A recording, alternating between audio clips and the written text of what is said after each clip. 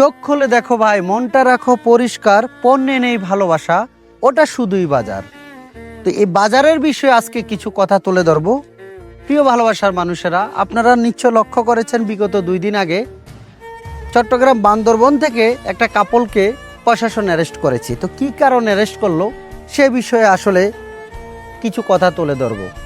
দেখেন আমাদের রুচির কত দুর্ভিক্ষ, সমাজটা কত নিচে নেমে গেছে। অল্প কিছু টাকার জন্য নষ্ট ভিডিও বানিয়ে আমরা অনলাইনে ছেড়ে দিচ্ছি। এদের কি পরিবার নাই? এদের কি কোনো সমাজ নাই? তাহলে আমরা যদি পরিবার যদি এখনই এই সমস্ত নষ্ট ভিডিও যারা বানায় তাদের বিরুদ্ধে অ্যাকশন না নেয়, তাহলে আগামী প্রজন্ম আমাদের থেকে কি শিখবে? আর সেই ভিডিওগুলো দেখতেছে কারা?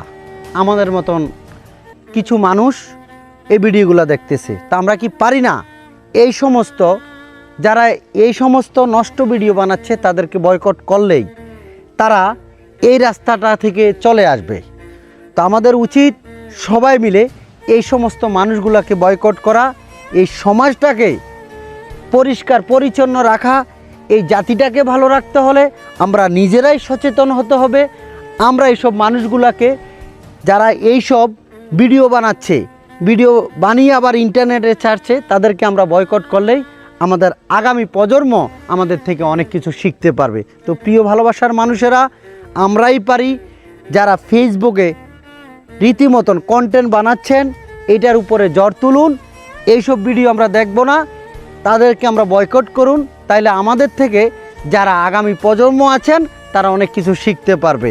আর প্রশাসনের দৃষ্টি আকর্ষণ করছি, ভবিষ্যতে যাতে কেউ এইসব ভিডিও বানাতে না পারে তাদের বিরুদ্ধে কঠোর অ্যাকশন নেওয়ার জন্য। তো আমি আসলে আজকের এই ভিডিও বানানোটার মূল উদ্দেশ্য হচ্ছে এই কাপলটাকে নিয়ে সবাই এই বিষয়ে সচেতন হওয়ার জন্য, যাতে ভবিষ্যতে এই সমস্ত ভিডিও বানিয়ে অনলাইনে কেউ পোস্ট করতে না পারে, ছাড়তে না পারে, তাদেরকে আমরা বয়কট করার জন্য। তো সবাই ভালো থাকবেন, সবাই সুস্থ থাকবেন। আসসালামু আলাইকুম।